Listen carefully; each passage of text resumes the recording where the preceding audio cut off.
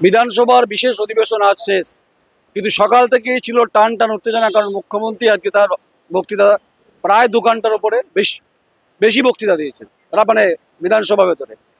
এবং সকাল থেকে যে বিধানসভার অধিবেশন যখন চলছিল, বাংলা ভাষা সংস্কৃতি, বাংলা ভাষার আক্রমণ নিয়ে তিনি মুখ্যমন্ত্রী কার্যত একদম তোপ দাগে বিরোধী বিধায়কদের, অর্থাৎ বিজেপি বিধায়কদের। এবং নরেন্দ্র মোদীর নাম না করে, প্রধানমন্ত্রীর নাম না করে মোদী চোর বলে একদম বিধানসভার ভেতরে মুখ্যমন্ত্রী আক্রমণ করেন। এবং রণংদেহী মনোভাব মুখ্যমন্ত্রী মমতা বন্দ্যোপাধ্যায় দেখা গেল। প্রায় ওই 1:45 থেকে তিনি বক্তৃতা শুরু করেন, তার মাঝখানে 3-4বার তাকে থামতে হয়। কিন্তু সকালে যেটা দেখলাম যে সামগ্রিকভাবে যে পরিবেশ, রাজনৈতিক যে পরিবেশ যেটা হলো, সেটা হচ্ছে প্রথম হচ্ছে যে বিজেপির চিফ হুইপ শঙ্কর ঘোষ, তিনি তাকে সাসপেন্ড করা হলো এবং মার্শাল দিয়ে তাকে বার করা হলো। তিনি আক্রান্ত হলেন। এই ছবি বিভিন্নভাবে বাংলায় দেখেছে রাজনৈতিকভাবে। তারপরে অগ্নিমিত্রা পল, যিনি বিজেপির বিধায়িকা, তাকেও সাসপেন্ড করা হলো। এরপর সেখানে থেমে থাকেনি, বিধানসভা অধিবেশন যখন চলছে, তৃণমূল কংগ্রেস যারা বিধায়ক আছেন তারা কার্যত আক্রমণ করতে শুরু করলেন। একদিকে বিজেপি বিধায়ক যারা আছেন তারাও হাতে প্লাকার্ড, সরকারকে কার্যত আক্রমণে বিভিন্ন ধরনের ঘটনার পরিপ্রেক্ষিতে আমরা সকাল থেকে দেখছিলাম। এবং সেই জায়গায় দাঁড়িয়ে তারপরে যখন বেলা বাড়তে শুরু করলো, রাজনৈতিক তাপ উত্তাপ বাড়তে শুরু করলো, বঙ্কিম ঘোষ বিধায়ক তিনি সাসপেন্ড হলেন, তাকে মার্শাল দিয়ে বার করা হলো। এবং মিহির গোস্বামী, যিনি নাটাবাড়ি কোচবিহারের বিধায়ক, তাকে সাসপেন্ড করা হয়েছে মার্শাল দিয়ে। এবং মোট 5 জন, এবং অশোক দিন্দা যিনি বিধায়ক, তাকেও সাসপেন্ড করা হয়েছে। এই যে 5 জন বিধায়ককে কার্যত আজকে সাসপেন্ড করা হয়েছে বিধানসভার অধিবেশন চলাকালীন। তবে রাজনৈতিক মহল যারা মনে করছেন যে আজকের মমতা বন্দ্যোপাধ্যায় যেভাবে বক্তৃতা দিয়েছেন তা অবশ্যই আকর্ষণীয় রাজনৈতিকভাবে, কারণ দীর্ঘ বক্তৃতার মধ্যে সবটাই ছিল কেন্দ্রীয় বিরোধী এবং কেন্দ্রের বিরুদ্ধে আক্রমণ ছিল। ঠিক উল্টো দিকে সুমন বিশ্বাসের আওয়াজ পাচ্ছেন। সুমন বিশ্বাস যে এসএসসি চাকরি দুর্নীতি পরিপ্রেক্ষিতে স্লোগান দিচ্ছেন, বলেছেন যে 7 তারিখ এবং 14 তারিখে তারা পরীক্ষা কোনোভাবে মানবেন না। এবং মুখ্যমন্ত্রী, তারা ভেবেছিলেন যে মুখ্যমন্ত্রী দেখা করবেন এবং অপোজিশন লিডারের দৃষ্টি আকর্ষণ করলেন, কিন্তু সকাল থেকে তাকে কার্যত কোনোভাবেই অনুমতি দেননি, যেমন ছিল বিধানসভার ভেতরে ঢোকার। এই গোটা ঘটনাক্রম যদি সকাল থেকে দেখা হয়, পশ্চিমবঙ্গে বিধানসভার যে অধিবেশন, বিশেষ অধিবেশন, তা বেশ একদম কালারফুল ছিল। কারণ আর কটা মাস পরেই বিধানসভা নির্বাচন, অগ্নি পরীক্ষা, শক্তি পরীক্ষার ক্ষেত্রে মমতা বন্দ্যোপাধ্যায় তার যে বক্তৃতা এবং বিভিন্ন সময় যে তার রাজনৈতিক বক্তৃতা, অনেকে বলছে তার মাত্রা ছাড়িয়েছে, কারণ তার যা বিভিন্ন আক্রমণে যে সুর ছিল, সেই মুডে আজকে তিনি বিরোধীদের আক্রমণ করছে। বলে এই যে সামগ্রিকভাবে যে পরিবেশটা দেখছেন, আমার সহকর্মী দেখাচ্ছে, এটা বিধানসভার সাউথ গেট। এখানে বিধানসভার বিরোধী দলনেতা শুভেন্দু অধিকারী এবং তারা প্রত্যেকেই যে কার্যত একদম সরকারকে আক্রমণ করে। এই বাংলা ভাষা থেকে শুরু করে এবং ভিনদেশে আক্রান্তের ঘটনা, এই সমস্ত পরিবেশ নিয়ে ঘটনা হতে শুরু করে। এক তো বিধানসভার যারা বিধায়ক আছেন তাদের দেহরক্ষীদের বাইরে রাখার বিষয় নিয়ে উত্তপ্ত হয়েছে। ইতিমধ্যে LOP, leader of the opposition, তার গাড়ি বেরোচ্ছে। ফলে বিধানসভার ঘটনার, বিধানসভার যে গরিমা, বিধানসভার যে রাজনৈতিক পরাক্রম, বিরোধী দলনেতা বলছে এটা কখনোই কাঙ্ক্ষিত ছিল না। তাই পশ্চিমবঙ্গের যে বিধানসভার যে ঘটনা এবং পশ্চিমবঙ্গের ইতিমধ্যে একজন বিধায়ক এবং এই সামগ্রিক পরিস্থিতি আমরা যেটা সকাল থেকে বলার চেষ্টা করেছিলাম, আমার চিত্র সাংবাদিক ঐন্দ্রিলা ব্যানার্জি রয়েছে বিধানসভাতে, কারণ বিধায়করা একের পর এক বেরিয়ে যাচ্ছেন, ঠিক। এবং এই যে গোটা ঘটনার মানে এই ছবি পশ্চিমবঙ্গের বিধানসভা থেকে কশ্চিৎকালে কেউ দেখেনি।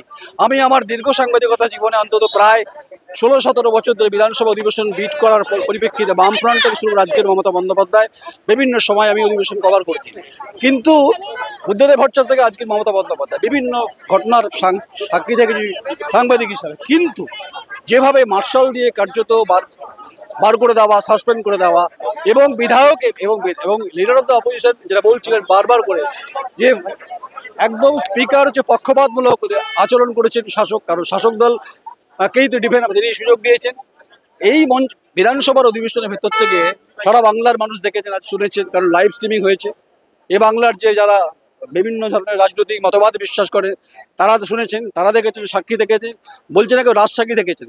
কিন্তু পশ্চিমবঙ্গের যে রাজনৈতিক যে পরাক্রম, যে ইতিহাস, বুদ্ধদেব ভট্টাচার্য থেকে শুরু করে আজকে আমি আমার সাংবাদিকতা জীবনে যা দেখেছি, এরকম একটা নজিরবিহীন ঘটনা মনে।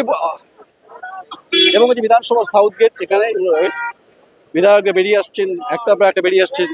ফলে টান টান, যদি বলেন চিত্রনাট্য বলা যাবে না, টান টান সংসদীয় গণতন্ত্রের লড়াইয়ে আজকের কে বাজিবাদ করলেন এটা তো সময় বলবে, পরিবেশ বলবে, পরিস্থিতি বলবে। অর্থাৎ মমতা বন্দ্যোপাধ্যায় একদিকে লিডার অফ দ্য অপোজিশন যেহেতু সাসপেন্ড হয়ে আছে, তিনি হাউসে যেতে পারেননি, কিন্তু তার দলের প্রায় 5 জন বিধায়ককে যেভাবে কার্যত ইতিমধ্যে যে পরিস্থিতি যা তৈরি হয়েছে সেই জায়গায়, এবং বারবার করে অধিবেশন যখন চলছে, 5 জন ইতিমধ্যে সাসপেন্ড, টেম্পারেচার বাড়ছে, ক্রমাগত বাড়ছে। পশ্চিমবঙ্গে যে সার্বিক যে গণতন্ত্রের কথা, পশ্চিমবঙ্গে যে গণতন্ত্রের যে বিধানসভার যে রীতি, বিধানসভার যে নীতি, সেই জায়গায় কোথাও না কোথাও রিফ্লেকশন করছে। পশ্চিমবঙ্গের বিধানসভার যে ইতিহাস, যে গরিমা, সেটা বিভিন্ন সময় দেখার বারবার করে যে বলছিলাম যেটা, তো আজকের বিধানসভা অধিবেশন শেষ হলো ঠিক, কিন্তু যেটা সাক্ষী থেকে গেল সেটা হচ্ছে ঘটনাক্রম, এবং ঘটনাক্রম থেকে যেটা হচ্ছে বিভিন্ন ইতিহাস যা রাজনৈতিকভাবে দেখেছি আজকে। তাই আজকের মমতা বন্দ্যোপাধ্যায় যা বক্তৃতা দিলেন, রাজনৈতিকভাবে কিন্তু আক্রমণ কিন্তু একদম বিজেপিকে, তা নিয়ে কোনো সন্দেহ নেই। তাই 26-এর বিধানসভার যে মেজাজ, যে মুড আজকে মমতা বন্দ্যোপাধ্যায় তৈরি করে দিলেন বলে মনে করছেন যারা শাসক দলে যারা বিধায়ক রয়েছে। এই যে সার্বিকভাবে যে পরিস্থিতি যা বিধানসভার মধ্যে, যেটা আমরা দেখলাম বিভিন্ন সময়, এবং সেই জায়গায় দাঁড়িয়ে যারা শাসক দলের বিধায়ক তারা আজকে প্রত্যেকেই ছিলেন, ফলে সকাল থেকেই অধিবেশন ছিল টান উত্তেজনা, শুরুতেই বলছিলাম। তাহলে বিভিন্ন সময়, কারণ নির্বাচন আর পুজো সামনেই, দুর্গা পুজো, পুজোর শেষ মানে নির্বাচনের একটা ঘটনাক্রমে যেতে হবে। তাহলে আকাশবাণী একদিকে, ইডেন গার্ডেন্স একদিকে বিধানসভা, সেই জায়গায় দাঁড়িয়ে বিধানসভার যে ঘটনা এবং বিধানসভাতে আজকে মুখ্যমন্ত্রীর যে ঝোড়ো ইনিংস, যেটা রাজনৈতিকভাবে মমতা বন্দ্যোপাধ্যায়ের যে ইনিংস থাকে, অনেকে বলছেন ঝোড়ো ইনিংস, এরকম মমতা বন্দ্যোপাধ্যায় ঝোড়ো ইনিংসে ব্যাটিং বোধহয় সম্ভবত করেনি। পশ্চিমবঙ্গের রাজনৈতিক ইতিহাসের যে পরাক্রম বা যে জিওগ্রাফি যেটা বলা হয়, সেখানে মমতা বন্দ্যোপাধ্যায় আজকে একদম এক হাত দিয়েছে বিজেপিও পাল্টা দিয়েছে। তাই শাসক বিরোধী তর্জমায় বাংলা কার্যত গরম হয়েছে, তা নিয়ে কোনো সন্দেহ নেই। বিভিন্নভাবে বিধায়করা রয়েছেন, তারা বেরিয়ে যাচ্ছেন। অধিবেশন শেষ, বাংলা ভাষা আক্রান্ত, একদিকে মোদি চোর, একদিকে বিজেপির বিধায়করা 5 জন সাসপেন্ড, মার্শাল দিয়ে বার করে দেওয়া, এবং হচ্ছে সুমন বিশ্বাসের চিলচিৎকার, এসএসসিতে পরীক্ষায় তারা বসবেন না এবং বলছেন চাকরি চোর। এই গোটা ঘটনাক্রম পশ্চিমবঙ্গে বিধানসভা আজ রাজনৈতিকভাবে সাক্ষী থাকলো কি না, যেটা থাকলো সেটা পশ্চিমবঙ্গের মানুষ যারা চেতনা সম্পন্ন ভোটার, তারা আজকে লাইভ স্ট্রিমের মাধ্যমে দেখলেন পশ্চিমবঙ্গ বিধানসভা ভেতরে কী হলো। তাই এই ঘটনায় আজকের যদি ব্যাটিং অফ স্কোর, অবশ্য মমতা বন্দ্যোপাধ্যায়, কিন্তু ব্যাটিং অফ স্কোরের লাইনে কিন্তু আজকে শুভেন্দু অধিকারীর টিমও ছিল। অর্থাৎ দুপক্ষের গরমাগরম লড়াইয়ে আজকে বিধানসভা শেষ হলো। সামনে পুজো, লড়াইয়ের ময়দান, কিন্তু আজকের বিধানসভার অধিবেশনে মমতা বন্দ্যোপাধ্যায় মুখ্যমন্ত্রী যা বললেন, লড়াই শুরু হয়ে গেল। নমস্কার, আমি নয়ন রায়, আমার চিত্র সাংবাদিক ঐন্দ্রিলা ব্যানার্জি, পশ্চিমবঙ্গ বিধানসভা। কারণ হচ্ছে সামগ্রিকভাবে যেটা বলছিলাম, যে আমরা যেটা দেখেছি, বারবার করে যেটা বলার চেষ্টা করছিলাম, এবং হচ্ছে সেই ঘটনাক্রম, আপনার সঙ্গে থাকুন, মতামত দিন। আমি নয়ন রায়, আমার চিত্র সাংবাদিক ঐন্দ্রিলা ব্যানার্জি, পশ্চিমবঙ্গ রাজ্য বিধানসভা। নমস্কার।